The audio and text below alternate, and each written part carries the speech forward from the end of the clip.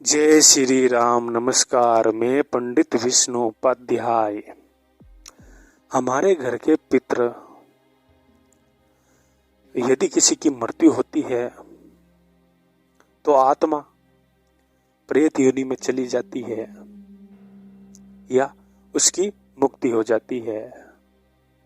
मुक्ति होने पर किसी भी प्रकार का दोष उत्पन्न नहीं होता है, लेकिन वही आत्मा यदि प्रेत योनि में चली जाए और आप शास्त्रों के अनुसार किसी भी प्रकार का कार्य नहीं करते हैं, समय निकल जाता है और आप श्राद्ध पक्ष में उन मृत परिजनों को सम्मिलित नहीं करते हैं, तो ऐसे में ये आत्माएं प्रेत योनि में भटकती रहती है।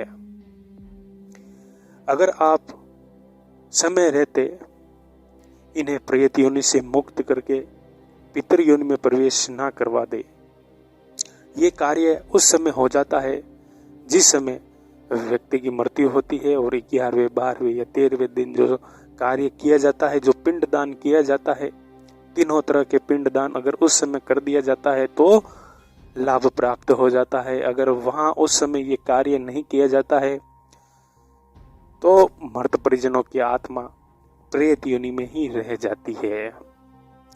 तो ऐसे में कुछ परिवार के सदस्य उनके लिए बाद में दान पुण्य करते हैं और कुछ परिवार के सदस्य ऐसा कार्य बिल्कुल नहीं करते, श्राद्ध पक्ष भी नहीं मनाते। सम्मिलित करना क्या होता है उन्हें पता ही नहीं होता है।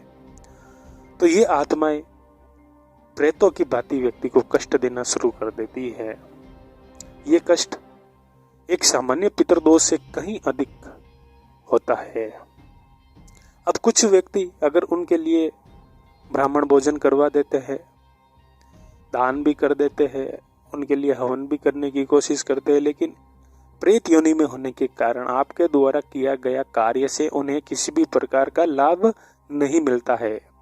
उल्टे वो जब आपको ये कार्य करता हुआ देखते हैं तो अनेक प्रकार के कष्ट देना शुरू कर देते हैं।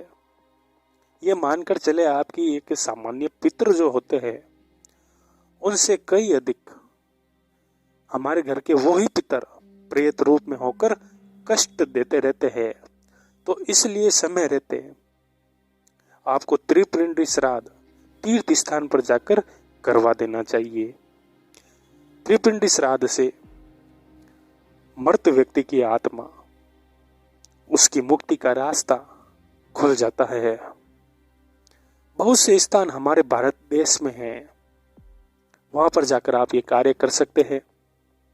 देखिए, सावन माह में अश्विनी के कृष्ण पक्ष में कार्तिक, मार्गशीर्ष, पौष माह और माघ माह की पंचमी सर्वश्रेष्ठ मानी गई है।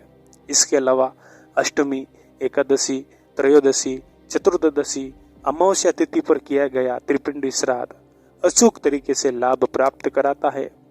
गया जी में जाकर आप ये कार्य कर सकते हैं। वाराणसी का पिशाच मोचन तीर्थ जो है वहां पर आप जाकर कर सकते हैं। त्र्यंबकेश्वर में जाकर आप वहां पर कर सकते हैं। तो बहुत से स्थान है हमारे भारत देश में जहां पितरों की मुक्ति का रास्ता प्राप्त किया जा सकता है। नहीं तो व्यक्ति के जीवन में अनेक प्रकार की समस्याएं उत्पन्न होना शुरू हो जाती है। अब देखिए, त्रिपिंडी श्राद्ध आप अगर किसी तीर्थ स्थान पर नहीं जा सकते, मान लीजिए आप में इतना सामर्थ्य नहीं, आप इन डिब्बे पैसे नहीं कर सकते, तीर्थ स्थान पर नहीं जा सकते, तो नदी किनारे भी आप ये कार्य कर सकते हैं। शिव मंदिर के आसपास भी आप ये कार्य कर सकते हैं। पीपल के वृक्ष के नीचे या उसके आसपास भी आप ये कार्य कर सकते हैं। लेकिन कार्य किसी उचित व्यक्ति, अनुभवी व्यक्ति से ही करवाना चाहिए और कार्य में आने वाली जो भी सामग्री होती है वो आप स्वयं बाजार से रुपये पैसे देकर लेकर आनी है। देखिए, कई बार देखने में ये भी आता है कि तीर्थों पर वस्तुएं बार बार वही काम में ली जाती है, तो इससे समाधान नहीं मिलता है, रुपये पैसे भी उल्टे खर्च हो जाते हैं। तो बचकर रहना है आपको, मतलब अनुभवी व्यक्ति से ही ये कार्य करवाना चाहिए। त्रिपिंडी श्राद्ध यदि आप करते हैं तो सबसे पहले नदी में करते हैं, तीर्थ स्थान पर जाकर करते हैं, तो वहां पर सबसे पहले आपको स्नान करना अति जरूरी होता है। वहां पर आपको तर्पण भी करना चाहिए। तीनों प्रकार के जो पितृ होते हैं, सत्व गुण वाले, रजोगुण वाले और तमोगुण वाले, तो तीनों के लिए तर्पण अवश्य करना चाहिए, ताकि वो जिस भी अवस्था में और रूप में हो, जिस भी योनि में हो, तो वहाँ पर उन्हें ये प्राप्त हो जाए। उसके बाद भगवान के मंदिर में जाकर भगवान का पूजन अर्चन अवश्य करना चाहिए। तीनों प्रकार के जो पितृ होते हैं, सत्वगुण और रजोगुण और तमोगुण वाले, तो उनके लिए अलग अलग पिंड बनाए जाते हैं। जौ का पिंड बनाया जाता है, चावल का पिंड बनाया जाता है और काले तिलों का पिंड बनाया जाता है। तो वहीं पर किसी किसी स्थान पर सफ़ेद तिलों का इस्तेमाल भी होता है। और उसके बाद ब्रह्मा विष्णु महेश, इन तीनों का विष्णु सूतक, ब्रह्म सूतक और रुद्र सूतक, इनका पाठ करना जरूरी होता है। जो अनुभवी व्यक्ति होता है वही ये कार्य करता है। और 3 अलग अलग आसन वहाँ पर लगाए जाते हैं, कलश भरा जाता है, पितरों से निवेदन किया जाता है, उनका आह्वान किया जाता है, आसन पर उन्हें बुलाया जाता है, बैठाया जाता है और वहाँ पर कार्य किया जाता है। और उसके बाद पिंडों पर अभिषेक किया जाता है, विसर्जन किया जाता है। तो इस तरीके से ये कार्य किया जाता है। और उसके बाद ब्राह्मण भोजन तीर्थ स्थान पर अवश्य करवाना चाहिए। अपने हाथों से गायों को चारा अवश्य खिलाना चाहिए, दान पुण्य वहाँ पर करना चाहिए।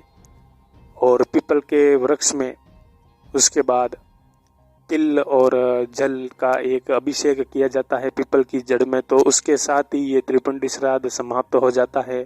तो किसी भी प्रकार का कार्य अभी तक आपने अपने पितरों के लिए नहीं किया है और पितरों के कारण कष्ट उत्पन्न होता है, वो प्रेत योनि में चले गए हैं, ऐसा आपको लगता है, तो आपको त्रिपिंडी श्राद्ध तीर्थ स्थान पर जाकर अवश्य करना चाहिए। अनेक प्रकार की समस्याएं त्रिपिंडी श्राद्ध से समाप्त हो जाती है। पितरों का असीम आशीर्वाद भी इसमें मिलना शुरू हो जाता है और जीवन धीरे धीरे उसके बाद सकारात्मक तरीके से गुजरना शुरू हो जाता है।